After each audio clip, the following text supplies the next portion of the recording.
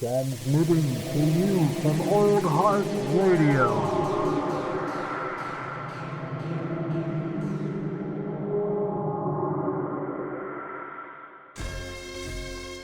Prepare to have your bones chilled and your hairs raised.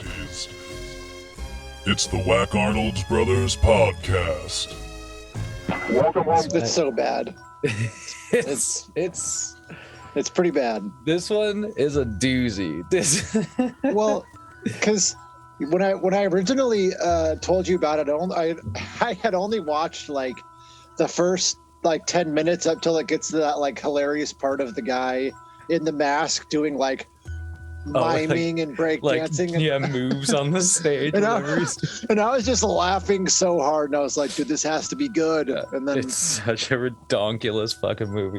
But okay, anyway, yeah. Episode fucking 48 or no 49. 49. Then I make this epic mistake right at the beginning. Okay, one away from episode 50, which is fucking crazy to think about. But yes, for 49 here, we have just a wild fucking out of left field movie.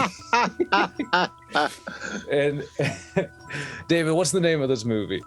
Rocktober Blood, which play that. It didn't play very long.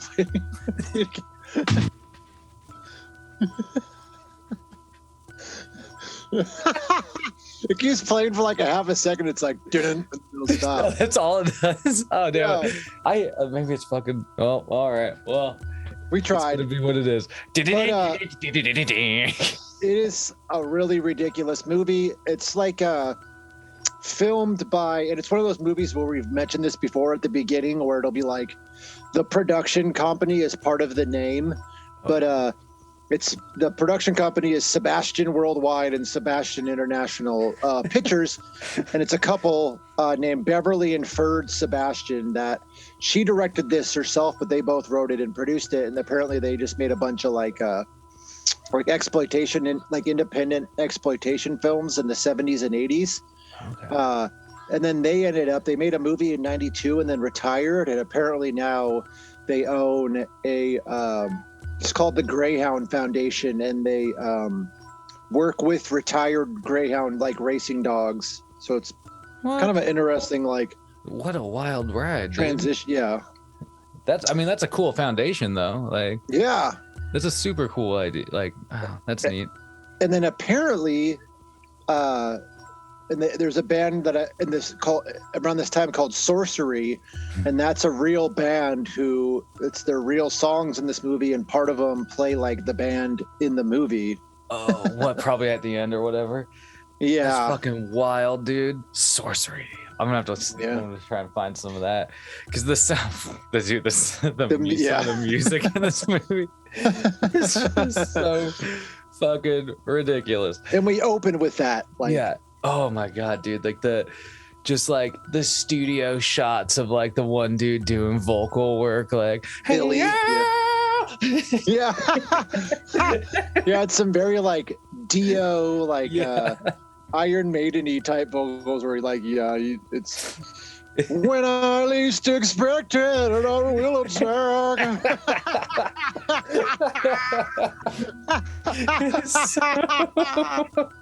It's so fucking good. And it's this dude's just rocking out. He's got his headphones. He's hitting all of his notes. All of his fucking homies are just watching from the couch, damn, this guy rocks. Yeah. This should ship platinum, they say. But yeah, it is ridiculous. See, there's even one point where he carries out this note forever where he's like,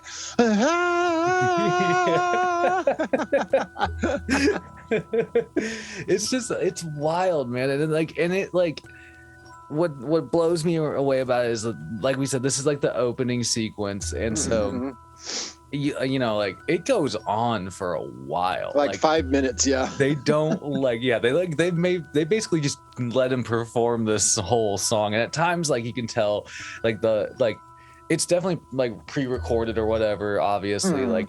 You can tell that the dude misses some words every now and then, he's just moving his mouth, blah, blah, blah, blah, blah. And so it's really funny. And like in the backdrop of the whole fucking studio, it's like this like weird tropical theme on the wall or whatever. Oh yeah. And you're just like, what the fuck is going? Like, I don't know what I just dived into, but It's ridiculous. Yeah. I'm rocking already. Oh my god. But yeah, you're right. It goes on for like fucking 5 minutes or so, man. And then like it transitions into this like, strange dynamic drama between like Rainbow Eyes Lynn and fucking what's his name? Billy. God damn. Billy Eye. Billy Eye is just like, you could tell right away he's a control freak about it. Yeah. Yeah, because he mentions how like he's gonna go on a date and she's like upset. She mentioned something about, did you feed her the same line you fed me? And he has a great retort where he's like, hey babe, that's showbiz. Now get in there and sing your song, because we learned that he wrote Rainbow Eyes for her and she's upset because she's only singing harmony on it. So she's a backup. And then he takes off and it's like, seems like the rest of the band did too. Lynn goes in with the sound guy, Kevin, just to record her part for Rainbow Eyes. We've got the rainbow eye. It's just so, the amount of just like shots of people singing in this movie has already just like, it's like tripled the amount that we've had so far on this podcast, and it will fucking triple from there later as we go. But like, yeah, dude, like, like there's no bad blood between the audio engineer guy and like Lynn here, right? She's all like, she sings her part, she lays it down, he's like, hey, that's cool, and she's like, I'm gonna go jacuzzi. Yeah, he even tries to like schmooze his way into going with her, but she kindly shuts him down. Because like she doesn't want that bod, which is a line, like that is a line that Billy drops in the scene before. He's like, what, babe, she wants my bod. Oh yeah. Like, he's so fucking cheese. Oh my god. But then that kind of goes to like, obviously like they kind of part ways, and then you follow the engineer guy into another room where he's, who's in the room with him though? So she goes to the jacuzzi and we see and there's a lot of shots like this where it's like really dark, and it's hard to see what's going on, but we see it's only from the waist down, but we see someone enter the like recording studio wearing some boots. But then Kevin goes to talk to his assistant Mary, and mentions that he is going to go to the game room and have a drink. Which is sick, by the way. They have like a whole fucking arcade room in this studio. Pinball machine. Yeah, I was like, damn. 100% jelly. I was recently, Ethan, my little brother, was in town. He was and we went to. I don't really like hanging out in bars ever since I stopped drinking, but sometimes it's like, I try to ride along with people. But there was like a bar with a bunch of pinball machines. There's 4 of them. 3 of them fucking didn't work, but one of them did. And I spent so many quarters on that. I forgot how much fucking fun pinball was. It was a Ghostbusters pinball machine too. So that was dope. That was the one that was working? Yeah. That's dope. Yeah. So out of the weeds there, but there's like a barcade or 2 in Spokane, and I haven't gone to them yet just because of, I don't drink, so I don't know how fun it would be. But at the same time, it's like, it'd be dope to go play some Street Fighter 2 or, you know what I mean? Right. I'm with you there, man. It's a weird thing. Either way, we find our way into the game room in this movie, as well as the mysterious person in black boots. Yeah. And as Kevin's playing on pinball, we see like a POV shot of someone walking up, and Kevin looks at this person and says, "Oh, you're back already?"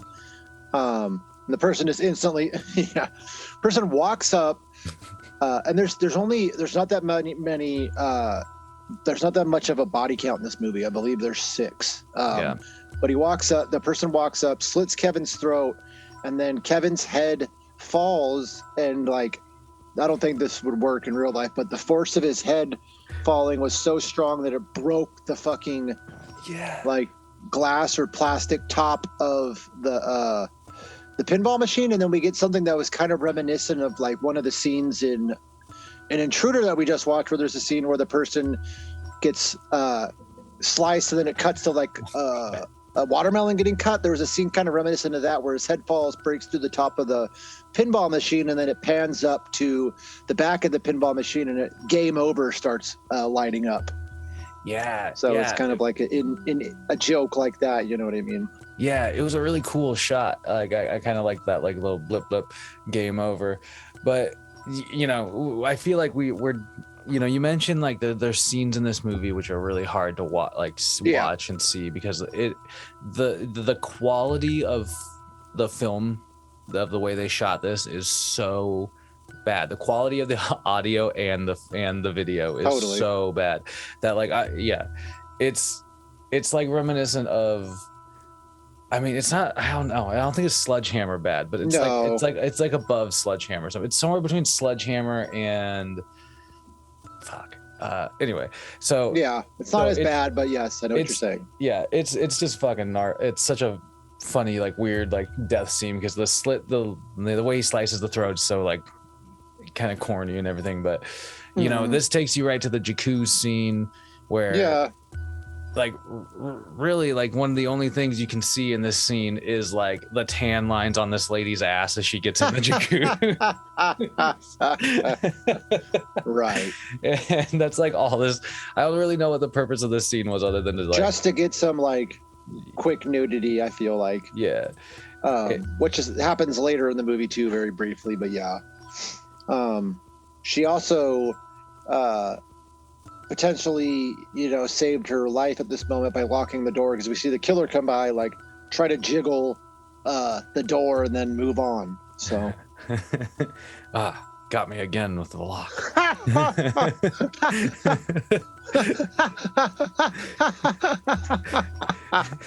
Some killers just give up too easy, you know. Yeah.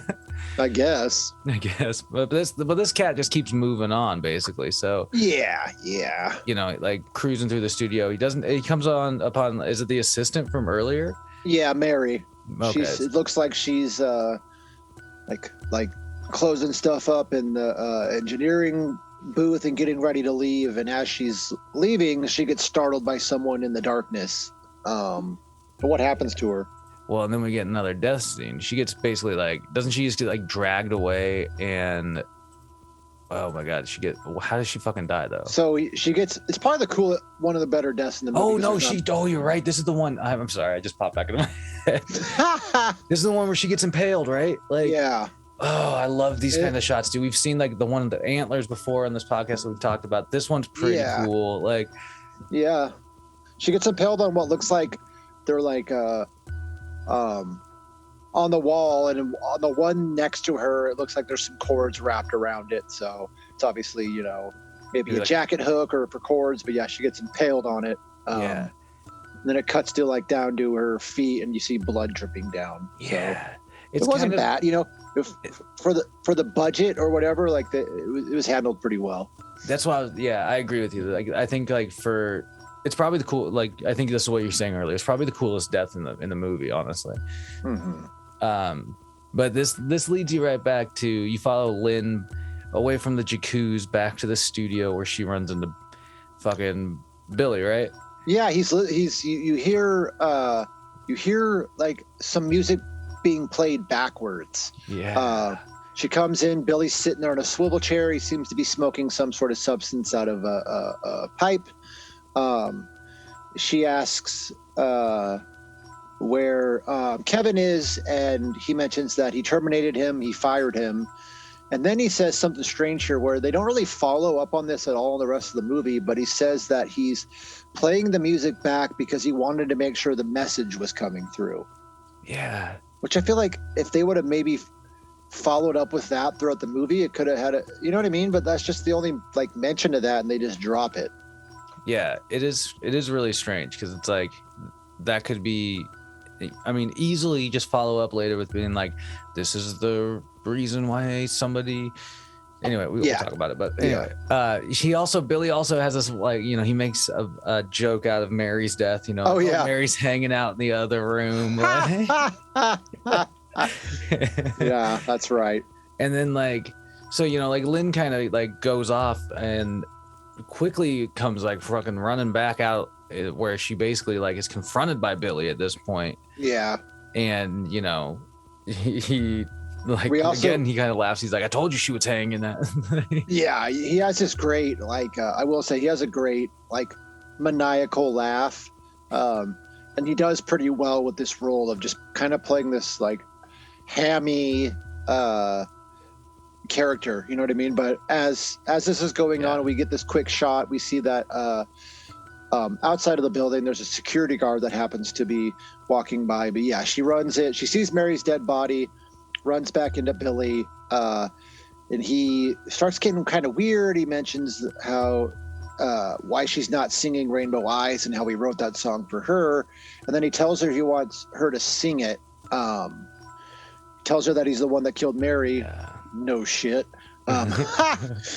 She ends up trying to, you know, get away from him, but she doesn't make it very far. And he ends up holding a knife to her throat.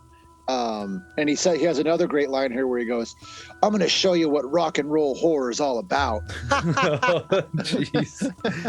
Yeah, dude, he gets crazy in this scene, man. Like he's like holding her kind of down on something, and like he like at one point he like cuts around one of her titties or something like that with his knife, and you're just like, God damn, dude. Like, yeah, he pops like a button off of her shirt with the knife. Yeah, he's fucking crazed. But my favorite part of the scene happens here. So like when the security guard that you mentioned earlier enters the room, my God. He like slicks his hair back and like puts his cap back on. And then when Billy sees him, this was like the fucking wildest thing. I was rolling. Billy sees him and like essentially chases the security guard out of the room, but he yells, "I'm gonna kill your ass." Yeah. Well, he has a better, like, because like you mentioned, he makes Lynn sing, and he's not pleased with it. He ends up cutting her like part of the flesh under her breast. But yeah, he has like you said, when the security guard walks in, Billy has this hilarious like look on his face where he's like smiling, and he drops Lynn, and he has a great line where he goes, "Come here, you little fucker."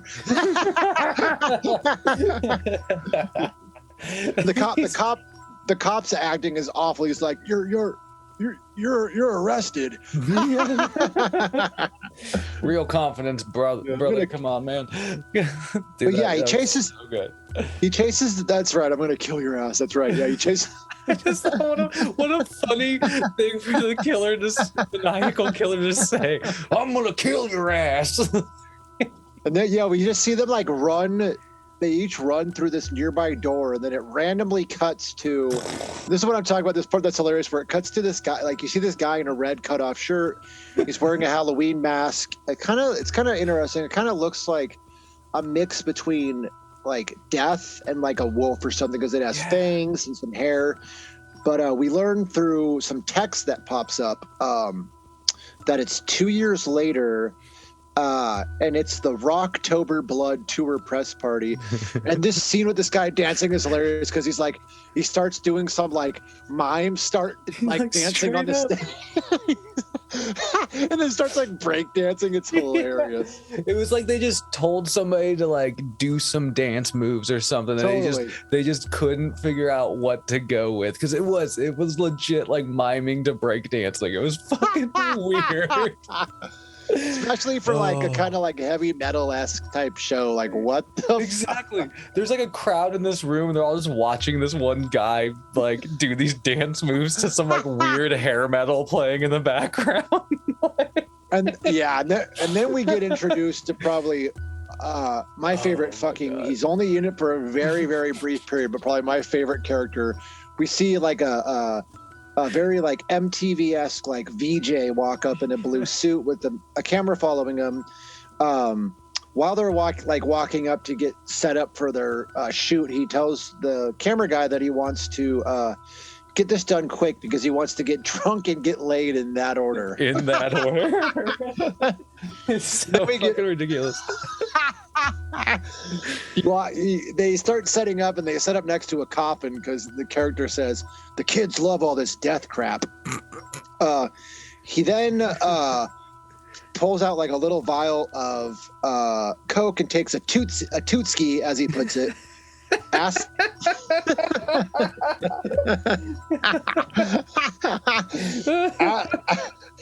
the camera guy if he's clean, and then we learn that his name is Rick Righteous. Yes.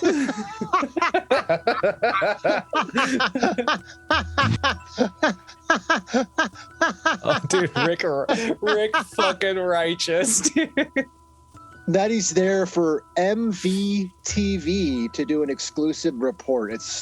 I was just laughing my fucking ass off. It is so good. It's like, and you're right, like we don't get much of him, but like it's such a fucking great side character, just out of nowhere. And this dude, I gotta shout out to this guy.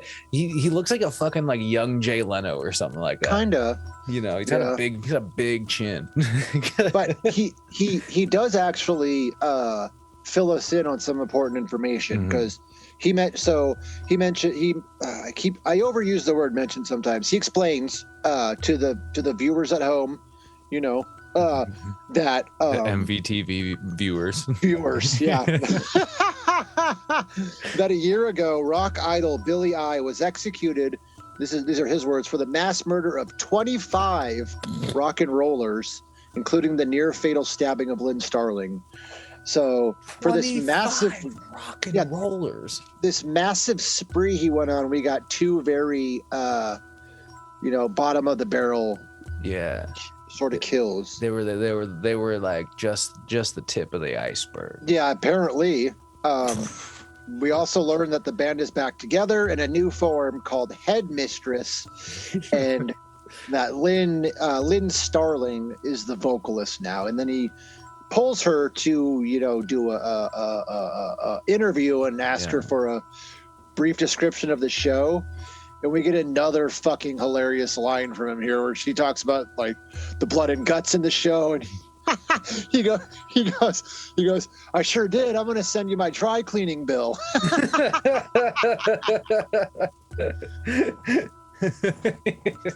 It's Rick Righteous, man. He's worried about the right things. I mean, because he's got those sweet blazers to probably worry about that he's rocking. Yeah, man. It's like a Miami Vice, blue pastel. Fucking, that's right. Vice Very City 80s. Rick. Vice City. He's like an 80s cliche. The MTV, the suit, the cocaine problem, the name. Yeah. It's all right. Yeah, it's all right on the nose. And yeah, when he's interviewing Lynn, they bring up, like you said, they kind of talk about Billy also a bit, and like she mentions, she's all just like, he just went crazy, like, and you get this further in the story, but it's like, apparently there's like some weirdness are centered around like the dude actually having like a fucking mental break, or if he did it or not. Yeah, because she says that he also maintained his innocence up until up through the whole thing. She's the one that fingered him, as Rick puts it. Yeah. How he went berserk. That's right. Yeah. Yeah, and fingered not as in like fingered like diddle, but like fingered as in like pointed. Yes. Thank you for Jesus Christ. Thank you for clarifying. Then we get before we depart from Rick Righteous, we get one more great interaction with him because he stops interviewing Lynn. This like other gentleman walks up and he pulls out the little vial of Coke and looks at the other gentleman and asks, he goes, "Oh, you want a little toot to get you going?" And he notices the fucking camera still recording. He's like, "Oh, you're still rolling? Shit, man, turn that thing off."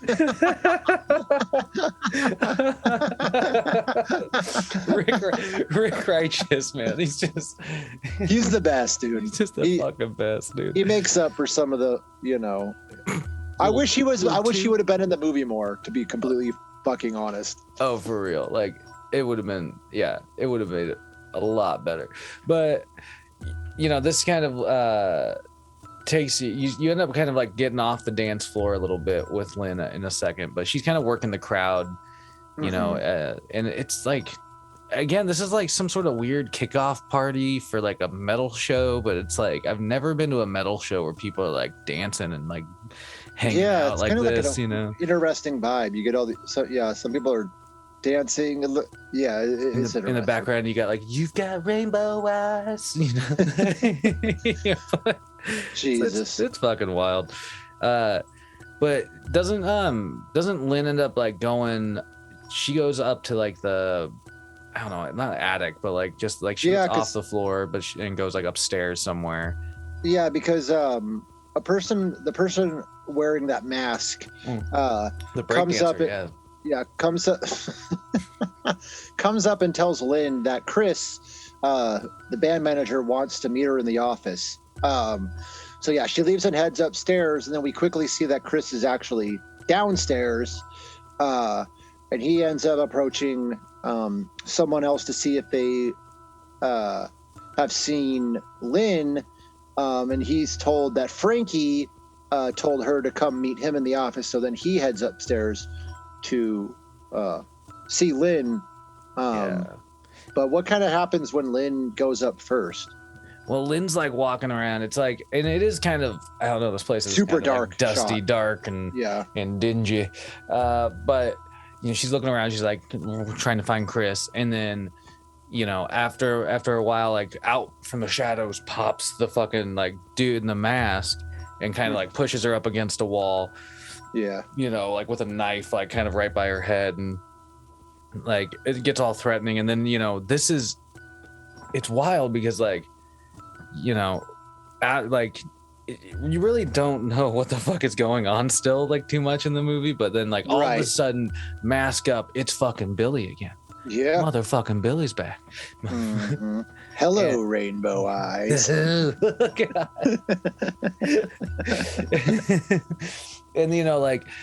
so obviously Lynn's freaking out, but Chris ends up coming upstairs and like just finds Lynn like in a corner, like curled up, crying in fetal position, basically. Yeah. He said something like he's like you're white as hell or something like that. Oh yeah. But anyway, yeah, he doesn't think that anything's going on. Right. Like in true horror movie fashion, you know what I mean? Yeah. No one everyone disregards like what she thinks it's Billy, and he of course is like, oh, it must have been someone playing a joke on you, and that's I cannot do a British accent, but this guy's British. Or, you know what I mean? Yeah. He insists that it must have been a joke, and then she mentions it was someone dressed like Death, and he's like, oh, you mean Frankie? Oh man. And then they basically go right back downstairs. This is why I'm laughing. And he just walks up to this dude and just fucking cold cocks him. And oh my, it's hilarious because not only was it like the worst looking fake punch, it barely connects, but of course, just like in Intruder, it has that Indiana Jones whip sound. Yeah, dude. It's the fucking might of this dude's punch. Like, why was that for so long a punch sound effect? I've been around plenty of punches, and I'm sorry, that's not what they fucking sound like. I've never been punched, and it sounded like that. Yeah, he just fucking drops this guy, and the guy falls. He has this line. He says something like a trick like that'll get you in the unemployment line or something. Oh, yeah. Yeah. He says, "All right, asshole, one more joke like that, and you start collecting unemployment." Yeah, that's right.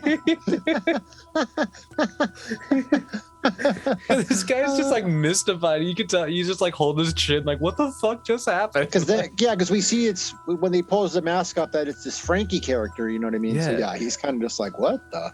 Mm-hmm. And then Chris mentions that he wants to call a Learjet to take Lynn, Honey, and Donna up to the lake tonight because he wants Lynn to be happy, relaxed, and away from practical jokes.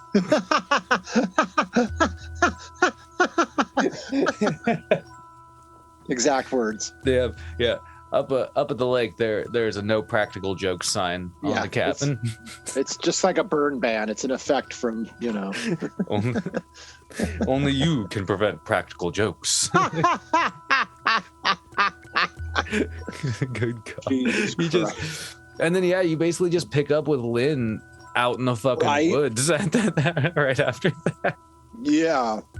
And she's like, you know, just like out by a stream, you know, it's all nice. It's Peaceful. climbing around some rocks. Yeah, exactly. It's all peaceful. It looks like she goes and picks up like a camera out of her pack and like shoots like a squirrel or a little marmot or whatever it is. You know? Ferret, it's something. And you know, but like it's just funny how, and you know, I mean, it's not worth complaining about like. Okay. A lot of the stuff that you know, like the audio and the visual and like the choppiness, but just it's like it is funny how like it jumps from like one point to like another really hard cut. But you can there's like no transition. You're right. There's no transitions, but anyway, so you're kind of following her, and then then all of a sudden she starts hearing things. Mm-hmm. You know, she's like, you know, hearing like, "You can't get away from me." I'm gonna get you. Yeah. and you know, like, I mean, it would drive you fucking nuts because like she's out there and then like it's like it cuts between like sounds of like, you know, wind blowing and shit, and like then that, and then you have Billy's like, laugh. Yeah, and then all of a sudden some hard rock music kicks in and she starts fucking running. Yeah, because the kind of like earlier in the beginning scene, it's like the song being played backwards. Which is such, I gotta be honest, I know that that's like a conceptual thing that they're trying to get across with this movie. Like, he was listening to it backwards earlier. This is happening now. But this is the only time they do it.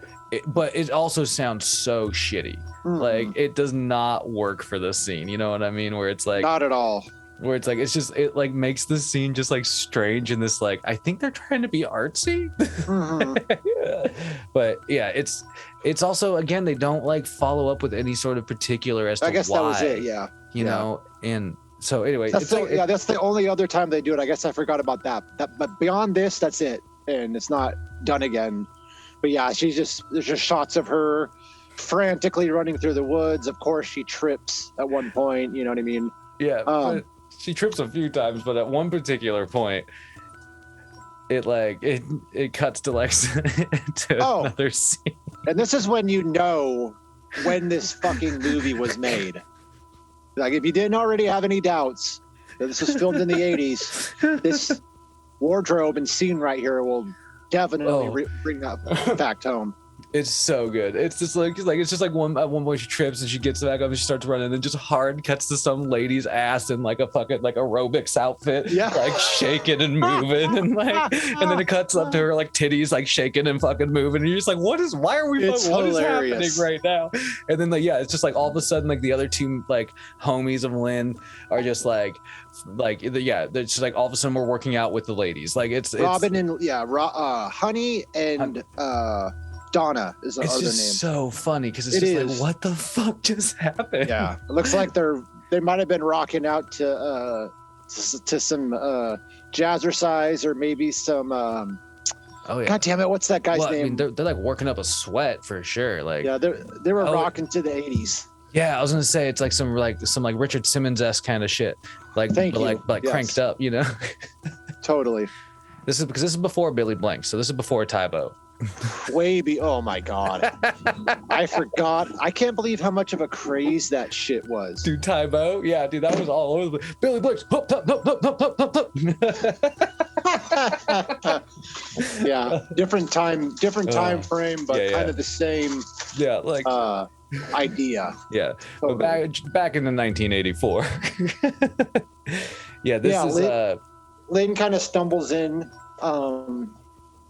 interrupting their workout session and says she kind of says how what she saw and what she heard, and Donna tries once again kind of being a voice of reason but also at the same time disregarding what she says because she mentions how he's dead. You know what I mean? Yeah. And she also brings up a line about, do you need to go see the shrink again?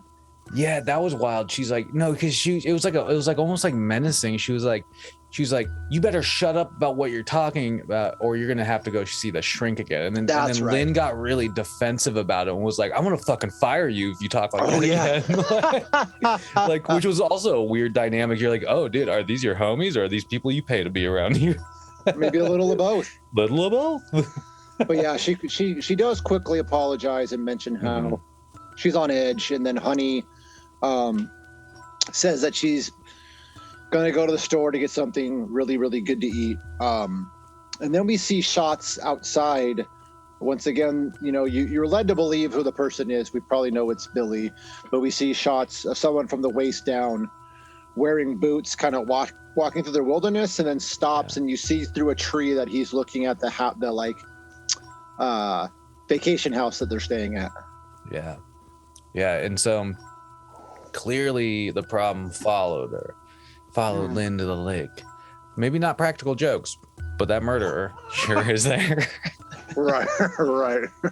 And then so then you kind of catch back in with the workout room, and here you have it's Lynn and Donna, and like they get a phone call, and it's like Lynn picks it up, nobody's on there, she hangs it up, rings again, just keeps, it's like one of those sinister situations where somebody's fucking with you, like keep them calling it a prank. Because the second, I guess it is maybe like technically a practical joke essentially, but because the first, is this a practical joke? Because the first time, this shouldn't be happening at the fucking lake house. No, we clearly established there's a rule against it. Anyway, so the first time that she picks up the phone, she's met by silence. The second time she says, "What do you want?" And here is another ridiculous line, because Billy replies, "Blood." And I'm about to say something that are not my words. These are the words of the movie. Best line of the movie. Yeah. I want your hot, steamy pussy blood all over my face. It was so fucking out of left field, dude. I want your hot, steamy pussy blood all over my face. And you're just like, what the fuck, dude? Like, did I hear that right? Like, yeah. Like, what? It's off-putting. It is such a weird dynamic. Like, you're like, why the fuck is this guy, like, I mean, he can murder people all he wants, but like, that's fucking weird, man. Look. Yeah, I feel like it's one thing to say you want someone's blood, but that's a little extreme. Yeah, you ramped it up, son. You ramped it up. But they also, no,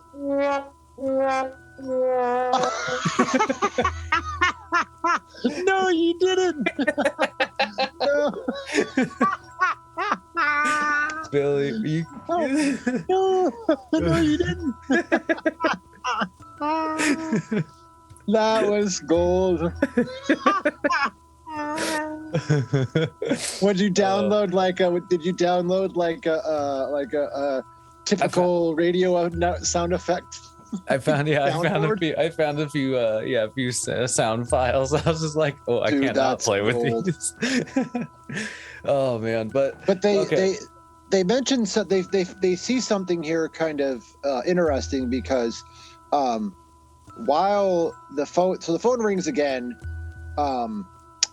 and Donna notices, like, there's through the buttons lighting up on the phone, that someone's on the phone upstairs. Yeah.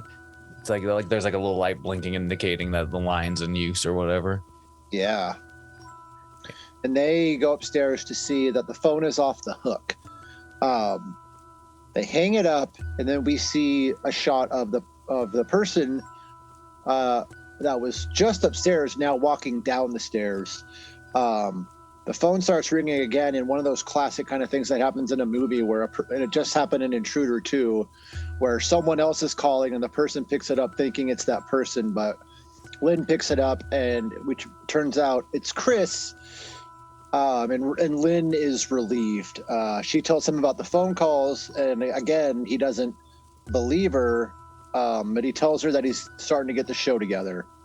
Yeah, it's like It's like he says this line, what is it? It's like he's like, you get a call from Twilight and you think it's Billy Eye? Like, That's come on. right. Yeah. But then he does, after they hang up, he confides in a nearby like security guard that he thinks that someone's trying to scare her, you know what I mean? But he doesn't necessarily believe that it's Billy. And then we get a quick shot of, you know, a crew starting to put the show together. And then we get another, and it's like you said, with like the hard cuts, because it cuts to that, and then it randomly cuts back to a really brief shot of Lynn and Honey, who are now out on a speedboat, and Billy's watching them from like behind some trees on the shore nearby. Yeah, exactly. They're just cutting it up around the lake on the speedboat, hey? And it's just so random. It's like, yeah, but Billy's like, you're right. Billy's spying on him. And the shot of like the dude right before this, also like when they were putting up the stage, I kept thinking, I was like, I bet they didn't give him any dialogue. They just probably told him to stand there and point at things, because he was go there. Billy, but I gotta tell you, Billy, like, he consistently has these like cop sunglasses. Like, he had them in the beginning of the movie, and he has them like here too in this scene, which I think is funny, because it's just like those mirrored aviators and anytime he's like, the sun's like glinting off of him, he just looks like such a fucking doofus. He does. But you mentioned it earlier, his laugh is pretty on point. He does have a good like maniacal laugh. So then it kind of takes you to like nighttime, and you know, you follow Billy like getting into the house basically. Yeah. Like, he just walks right up. Yeah. And but Lynn's on the phone with somebody in this scene. Like, well, he's Donna's on the phone. She's talking to someone about how she's getting ready to fly to San Francisco, and then she leaves a note. Oh, that's right. For the girls, and this all is happening while we see Billy walking through the house. Shots of those boots, you know. Yeah, and so she hears a noise and heads towards it, thinking it's Lynn, and then she comes across the hot tub and notices that the hot tub jets are on, and that's what the noise that she had heard. Who left the jacuzzi on? Who let the jacuzzi on? So completely. It's actually funny that just happened, because on the ride home today, every now and then, this is going to sound super random and this is way off topic, but every now and then, for some reason, Who Let the Dogs Out will just pop into my head. Oh, yeah. And it makes me think of in high school when you had the Del Pod, and you had jock jams on it, and I just remember there were times where you'd let me borrow it, and I'd be sitting in the library with the volume up to the highest level, listening to Who Let the Dogs Out, and just getting the most random fucking stories. Yeah, dude. But it was like Who Let the Dogs Out, and then, oh my god, what was the other one we used to fucking bump all the time? I Have the Power or whatever. Oh yeah. Oh my god. I got power. Okay, yeah, buddy. That jock jam is just classic. Jock jams. The reason I bring this up, though, Chef's Kiss to You. You're the one that had the damn fucking album, and we'd listened into it sometimes too, cruising around just as like a joke. You know what I mean? But yeah, it was so fun. It was so fun to do. But anyway, the reason I bring this up is because a couple of months ago I watched it. It was like probably like 30 or 40 minutes. It was this really interesting documentary about that song and how around this same time all these other different similar songs came out, and they're trying to dispute who actually wrote this song or who should be credited with writing this song. It's a really interesting documentary. Actually. That does sound really interesting. I saw something like a while ago that was like a sort of backstory of like a history of the like song or whatever. But like, you forget, I mean, this is completely in the weeds, but you forget how much of a fucking like impact and like phenomenon that song was, dude. Like, it was everywhere. It was everywhere. It's still jamming in fucking stadiums today, you know. It's like, it's wild, man. Like, and it's just, you know, it's just fucking Who Let the Dogs Out. Anyway. It's a great song. But yeah, back to what we're talking about. Back to the jacuzzi. So you know, Donna Lee like gets to the jacuzzi. You mentioned like she discovers that it's on.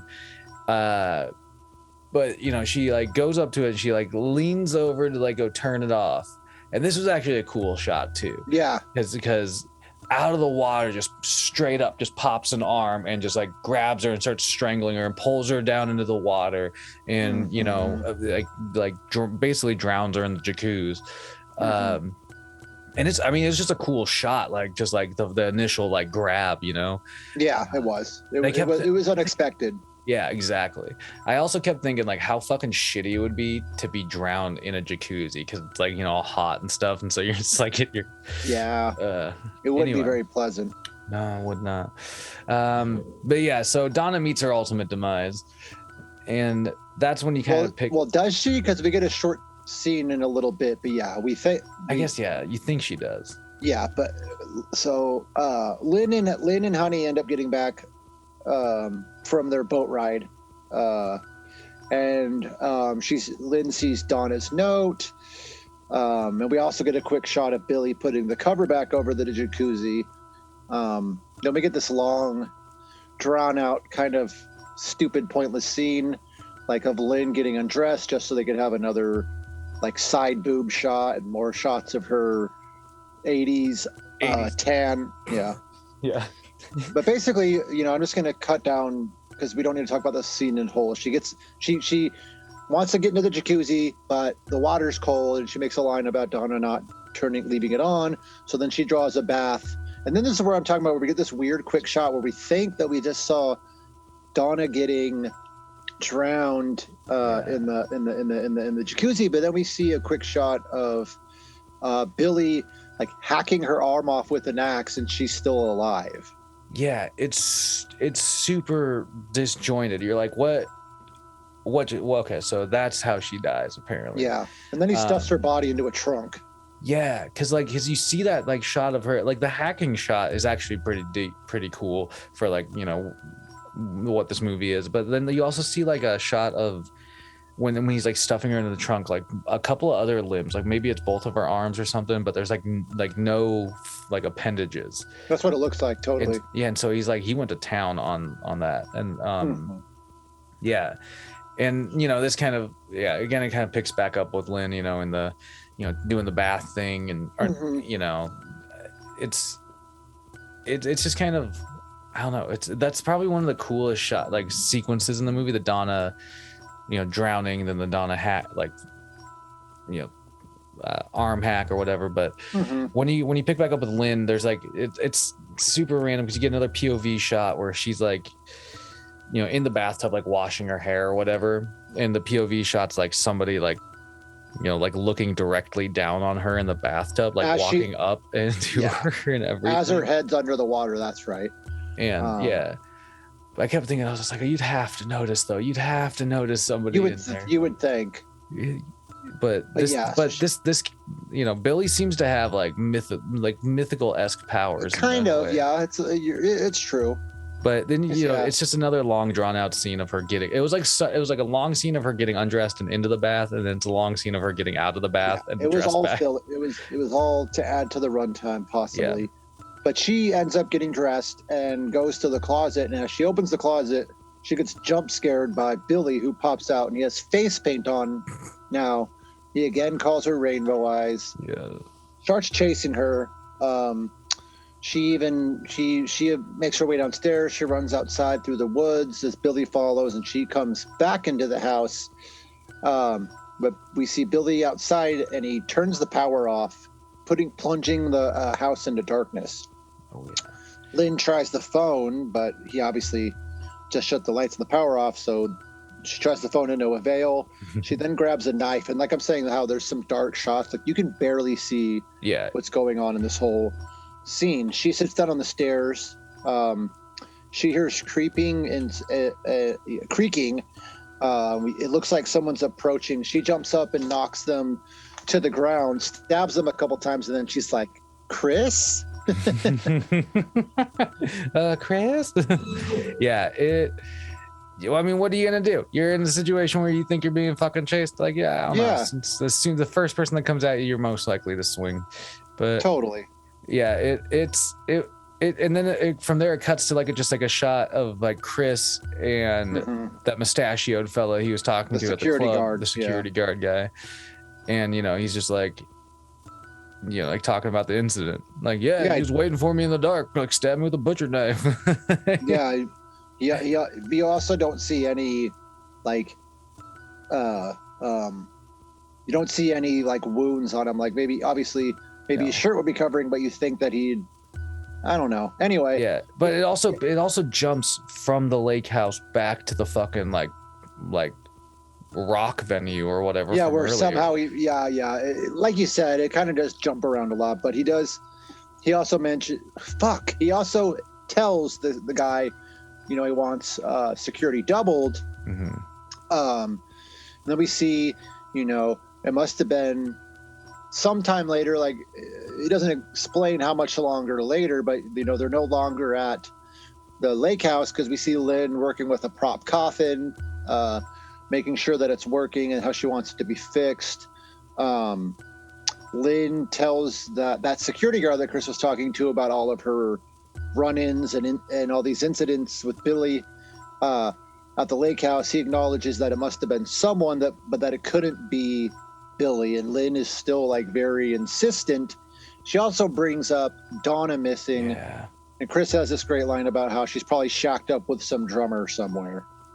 But like everything that she brings up, they're just dismissing it. The security guard at one point even was like, he said something like, he's like, I'll see what, like you pay me basically, like I'll see whoever you want me to see, like, and so you're just like, okay, like nobody buys it, nobody's believing her.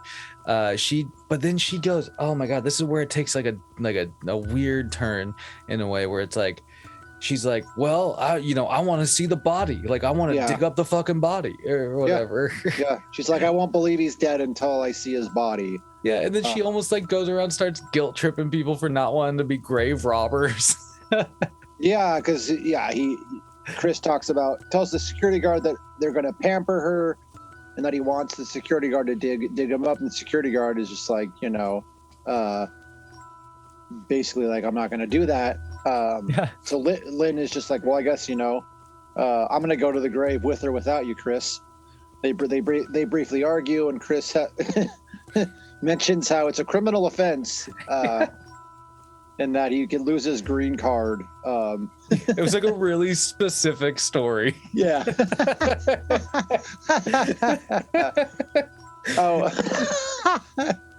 Yeah. It's like, I feel like this is just like, it was like something that kind of happened to somebody they knew when they were writing the script. They're like, possibly. Yeah. But so he kind of explains that he's not really down with it.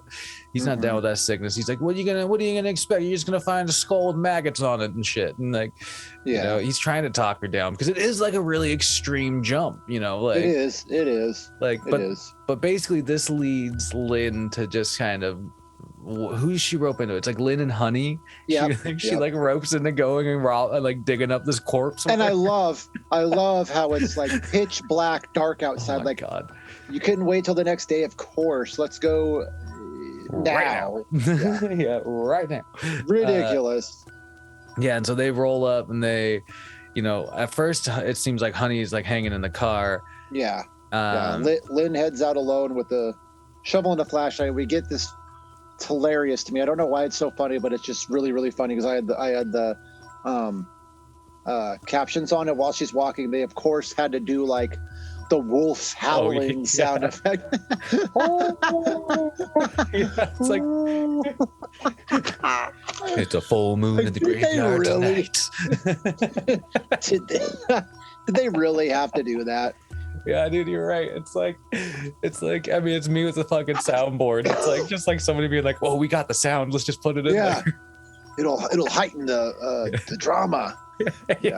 Because it's one of the most overused in so many different movies or children's horror shows. Like, anytime the characters are walking through a graveyard or a dark night, it's always that goddamn fucking wolf sound effect. So overplayed. Oh my God. Pisses me off. I'm sorry. No, it's so fucking, it's true though. It's so true. But like you mentioned, Honey initially stays in the car, but she kind of hears a sound. So she decides to head towards Lynn. Lynn has made it to the grave at this point. And she's digging, and Honey shows up, and we get this great line where like Honey was screaming her name to find her, and Lynn goes, "Will you shut up before you wake the dead?" Yeah, dude, for real. Like, y'all are in the middle of the night right now, basically turning into grave robbers. You're shouting my name at the top of your fucking lungs like somebody's not a good idea, man. Like, and somebody does find them, actually. Yeah, that's right. Because up walks this motherfucker, Chris, out of fucking nowhere. I loved this shot because it was like not like this dude, like Chris, walks up with a fucking fur coat on to a grave robbery, and he's just like, "Hey, what's up? What's up?" Oh, whoa. So I just thought it was so funny. I was just like, "What the fuck is this guy thinking going on?" You first get a shot of. You see someone from the waist down, so you think it might be Billy, but then Chris is the one that pops up and is like, I decided to come. So they, as he's getting there, Lynn somehow with superhuman strength has already dug her way to the coffin. Yeah, right. It's like, dude, she did that all by herself in like record fucking time. Totally. She pops it open and initially has this vision of. Like when she opens it, that Billy's there, opens his eyes and grabs her, but she starts screaming, and we see that it's a vision. And I love this is hilarious. It was like the cheesiest shot of this fucking skull in the coffin with some snakes crawling over it. It was so bad. It was like it looked like a fresh prop skull popped into there, and somebody grabbed like a couple gardener snakes, just threw them on top. Yeah. It is. As if that wasn't bad enough. This is like logic is, I love how just seeing a skeleton, it pleases them enough to where they're like, oh yeah, it must be Billy. Like that could have literally been any fucking skeleton. Anything. Yeah. Because they just cut to this a shot of them like in this the cool looking fucking vehicle driving back to the music venue, like and Lynn's all just like, all right, like I think I'm good now.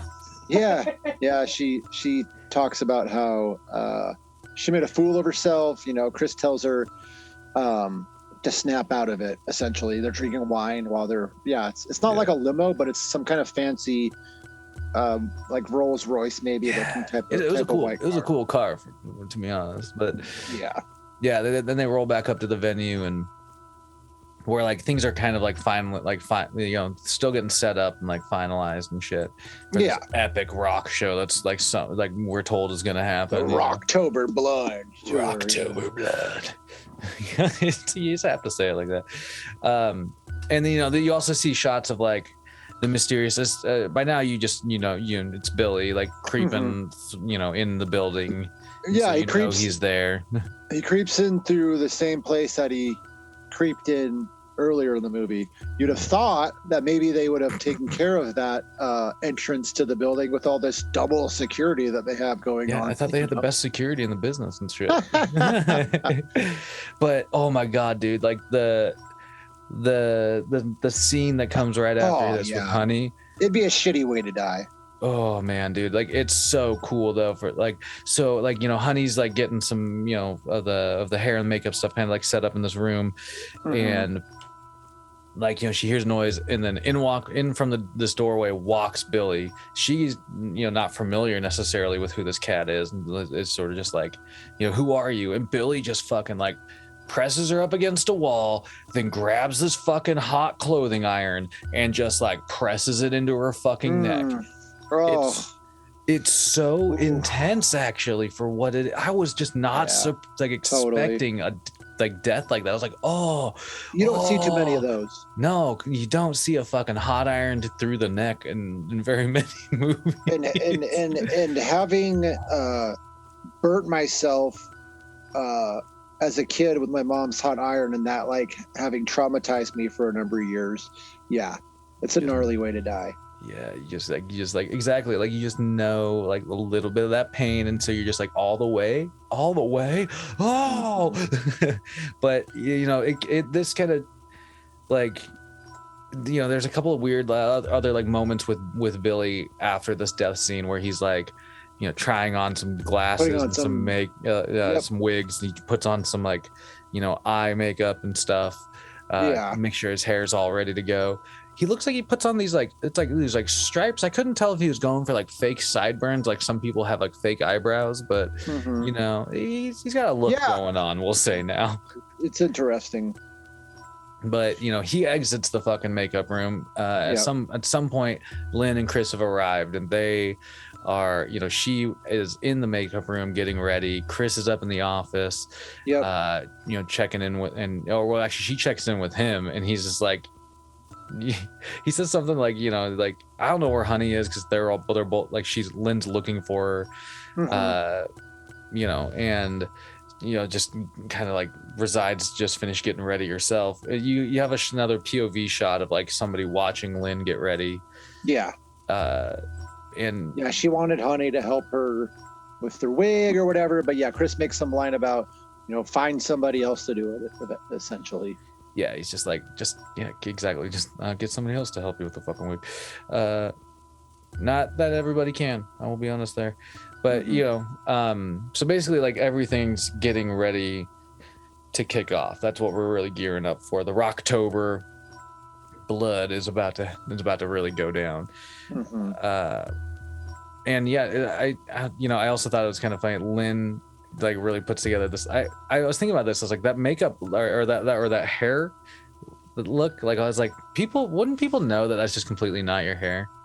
But at the time that was kind of a thing, David Bowie with Ziggy Stardust, you know what I mean? That's a good point. A lot of times. I was like, yeah. But it's a good question. But I was like, whoa, dude. I was like, so look. Anyway, so Billy makes himself known to Lynn because she's like backstage, kind of like. She goes looking for Chris. Yeah, and Billy kind of like ends up confronting her with like full eye makeup and everything. we you get a bombshell dropped on us. This was like at some point you kind of knew, because like you heard earlier in the movie that Billy maintained innocence till like execution. You're like, something's fucked up about that. This is where you learn that basically Billy had a fucking twin brother whose name is John, who actually is the fucking psycho. John is. Oh man, it was a cool twist. It wasn't the worst. It wasn't the worst. It was a little expected.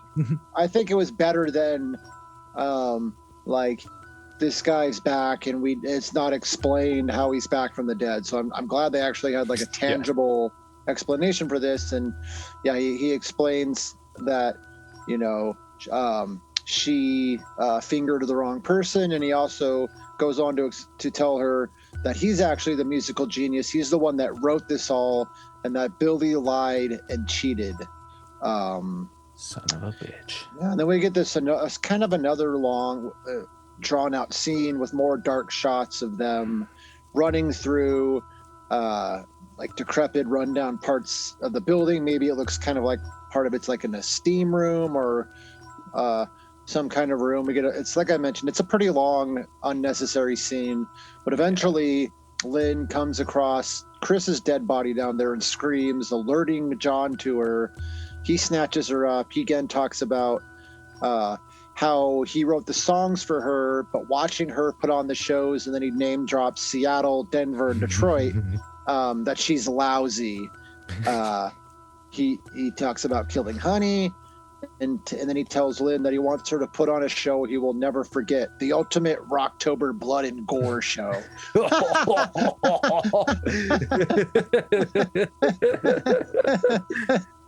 Yeah, dude. And then he grabs her. That's right. He grabs her right after saying that. And then there's just like this like close up shot of like him holding a bottle that's like clearly labeled in Sharpie, ether. Yeah. Oh my god, dude. But yeah, Like, so why couldn't they have just shown a shot of him, putting the rag over her face? It was kind of a weird decision to do yeah, that. it was strange, but he basically like, the coffin that we saw her messing with earlier, he basically like places her in there, Mhm. and like it looks like he like puts some makeup on her face or whatever. Yeah, I don't know what he was doing, but Yeah, but he goes off on like a couple of monologues here about, why didn't you love me? yeah, why didn't you love me? How he did everything for her. Yeah. He then closes the lid and it says it's showtime. Yeah, dude, it's showtime, and this is what we've all been waiting for, man. We've been waiting for some fucking Rocktober Blood. Yes, we have. Because it fucking goes. It just from there, you just like you're on stage. Some dude's shredding fucking guitar. There's a crowd cheering. Like Yeah, it's like a Van Halen kind of sounding riff at first. Yeah, dude, for real. Like this dude's just like all over his fucking fretboard, dude. There's these ladies like chained up, gyrating and stuff. Like there's smoke and lighting. It's a whole thing. It's kicking off, man. Yeah, because he plays guitar for a pretty long time. Getting the show started, the intro. The bassist eventually joins in, and so does the drummer.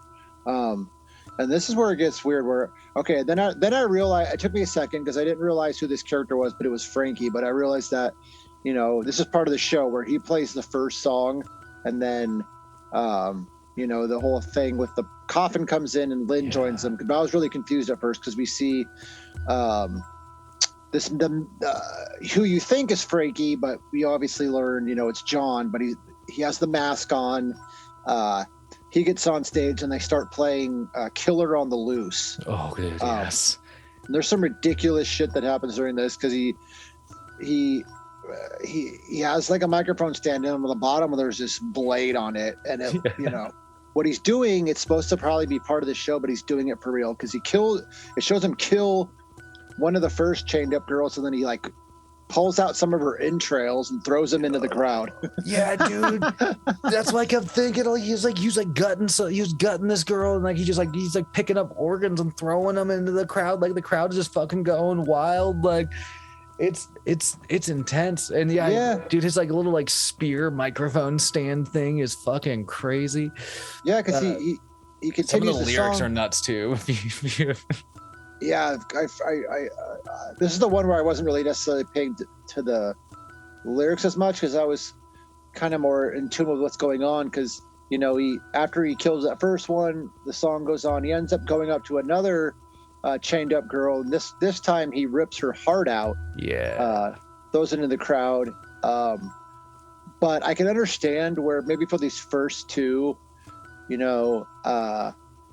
it looked like something that could have been faked, but it's the third one where I feel like if I was in the crowd, I would have started noticing that there's something weird going on here. Yeah, right. Like the third one is the one that you're just like, that ain't right. Yeah, because what happens with the third one? Well, because he goes up, so John he's wailing away, he's singing, he's fucking gyrating, and then he goes up to the third girl, and he's like, how am I gonna deal with you? And then he basically just like fucking like saws through her neck, and it's a cool shot. I will say this. I love this. It's the best kill of the movie. It's so So her body's up against basically like a black backdrop, and he's like cutting through her neck, and you just know how they did it. Like her head was popping out of the black backdrop, anyway, so he saws the neck, and then he just like takes her head and throws it off into the fucking crowd. That's where you would have had to have realized that this wasn't fake. You know what I mean? Yeah. This is like legit. Somebody in the crowd just caught that fucking severed head and it's bleeding all over them. It is glorious though, how he just goes around killing these people and people think it's part of the show. It was pretty cool. Cool. Everybody especially just keeps rocking. Yeah. Because after watching different documentaries about how effects were made, that's exactly what happened. Like her body was below and they put the fake head it was cool. Yeah, exactly. I love seeing that. Like, some people still think it looks just like cheesy, but it's kind of fun to be able to know, like, to think like, oh, how did they do that? This is how they might have done that, and like that's what really like makes those shots so fucking worth it these days. even if it does look cheesy, I'll take it over a CGI beheading any day of the week. Word. So that song ends, and then we see some more smoke billowing on the stage. The coffin kind of starts popping. Like, this looks like an Undertaker type entrance. Yeah, you know. I thought we were gonna go an episode without a fucking. No, it does, dude. It straight up looks like a fucking Undertaker. Like, yeah. Oh yeah, and then like Lynn basically comes out of the coffin, and there's like it seemed like there was like a moment of like hiccup where they're like between songs, right, where they were sort of like before this kind of happened, where they're like, okay, just play the song, and so anyway, Lynn comes out and just starts fucking rocking it. The dude's still like, this is what I don't get though. So like, is Lynn like in like some sort of stupor or something right now? I think maybe when she came out, because she does say something about how Billy is here. She doesn't call him John. She says Billy is here, but the masked man tells her that, and she probably thinks that it's Frankie or whatever. But the masked man is like, it's okay, he's dead. We gotta go up. We got a show to put on. Yeah, you're right. Like, yeah. So that's probably it. Like, so she's probably just like, okay, that's probably Frankie and shit. Because like she gets out and she just starts like going. They're performing her song. My favorite part about this whole sequence though is that like John is going around the stage with this little spear microphone stand, like jabbing at people, like not fully stabbing. He's like he's like poking at towards them. He's like it's like, how in like westerns you see gunfighters like shooting at people's feet. He's like poking at people's feet, like trying to get them to dance or some shit. Yeah, it's so good. But yeah, they so cheese. Speaking of scenes that are like overly long, they just played that one whole entire song.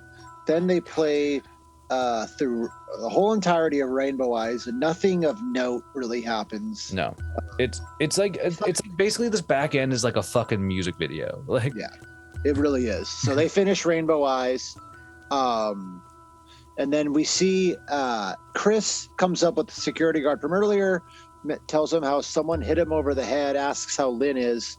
Security guard talks about the show, and he's like, he goes, man, Frankie's doing really good, and because they think Frankie's the man in the mask. And then we see, literally right as he says that, the person takes off the mask and everyone notices that it's Billy. And even though he does, like, this is where the movie kind of pisses me off, because he handcuffs himself to Lynn, and rather than people like jumping into action right there, they literally let him play a whole entire song before jumping in. Like, it shows multiple different shots of holding the guitar, like ready to pounce, but they fucking play the whole entire "I'm Back" song.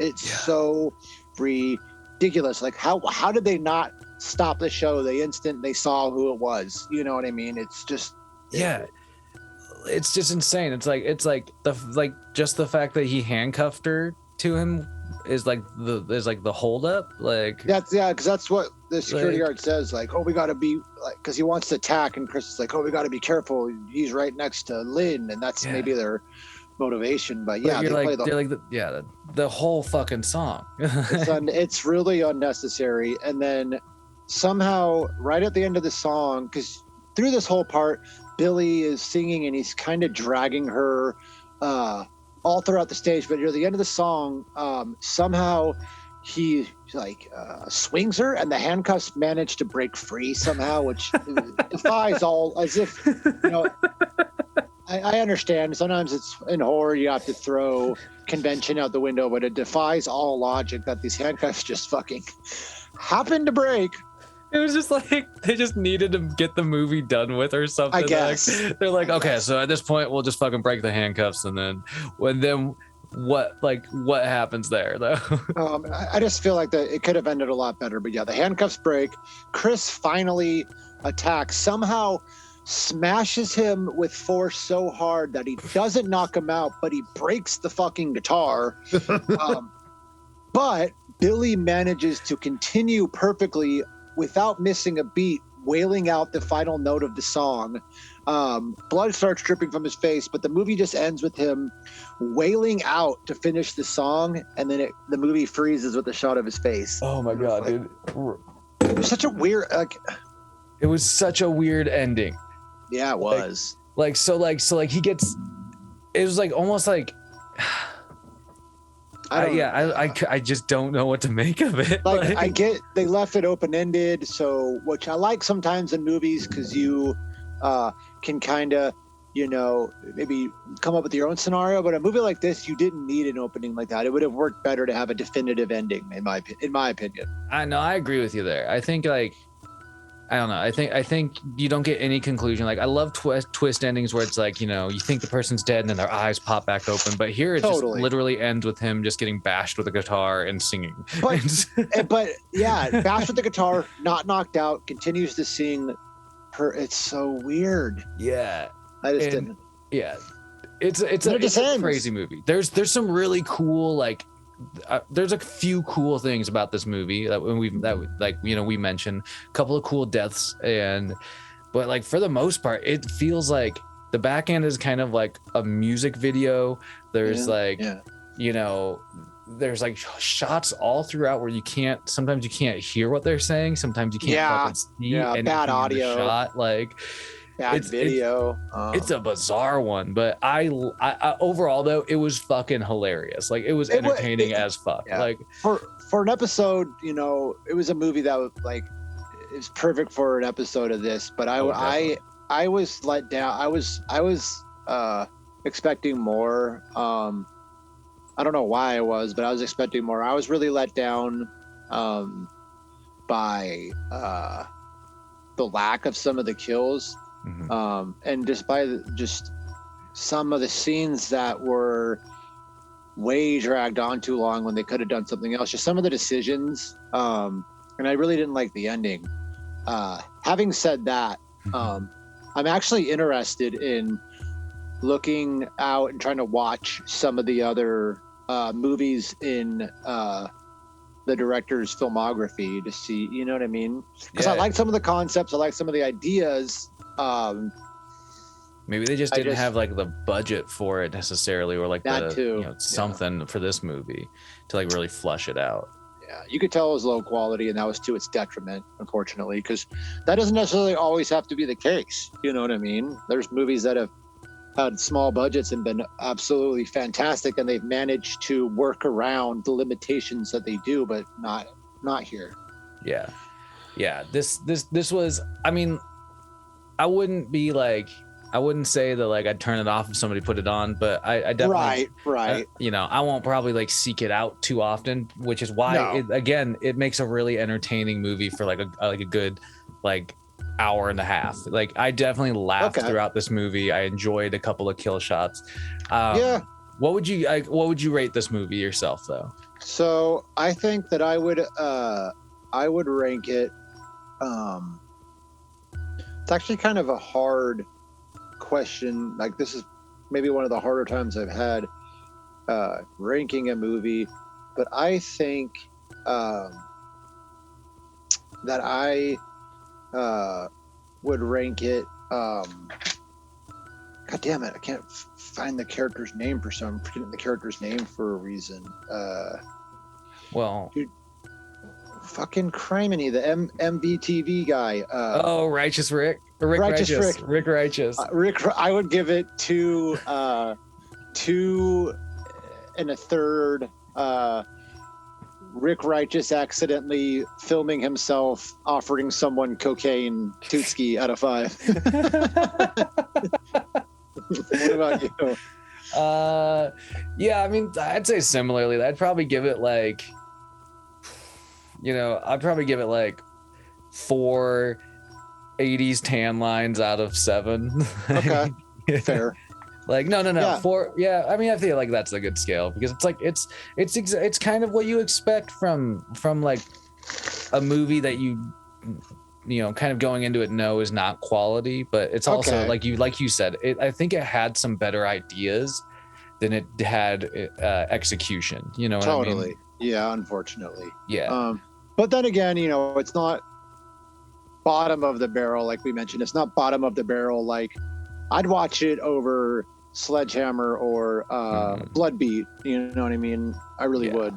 Yeah. Oh yeah. I laughed more through this movie than I did. Like I enjoyed myself more through this movie than Sledgehammer for fucking certain. Jeez. And I one more praise that I will give it to is I've never heard of the actor before, but Trey Loren, the guy that plays Billy / John.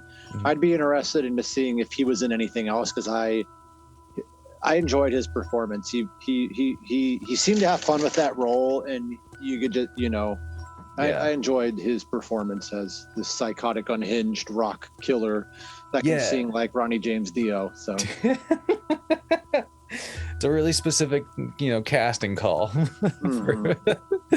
But yeah, you're right. I agree with you. Like, I think he was good at kind of like playing this like really like sort of like maniacal, unhinged character. I also think that that this actual band, Sorcery, is that what you said? Contributed the music and some of the that's cool. I do think that's cool. So I just it's not the worst. It's definitely not the best, but it is. It's a movie that if you haven't seen it, you could waste your time doing a lot of worse things. Absolutely. All right. Well, hey. I feel so. I don't want to spoil the next episode for two reasons. One, because I just don't want to spoil it, but two, because of if we say what we want to do, and then because it looks like we might have some obstacles in our way as far as watching the movie, because we've looked around and I'm not seeing it on any platform, so we might have an issue. Might run into an access issue. Yes, which would really be unfortunate. So we might have to call an audible. But if we do what we're planning, it's gonna be the 50th episode, which is awesome, and it's also gonna be really close to where I think 51 will actually be year anniversary. But it's either May 18th or 19th.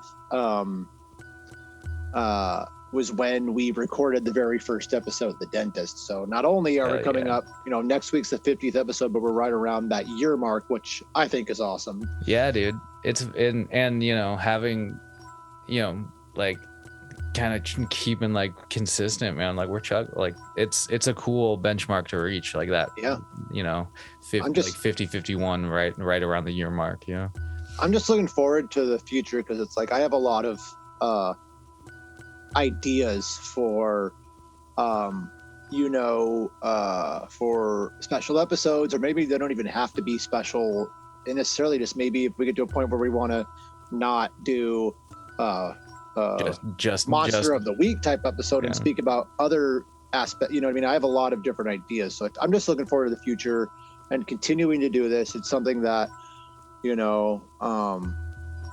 I have a lot of things to look. I'm grateful for a lot of things, and I have a lot of things to look forward to in life. But this is like probably the one thing that I look forward to the most every week, is being able to hop on here after a hard day of work and just being able to laugh and joke and have a good time. So, I'm with you, man. Like that.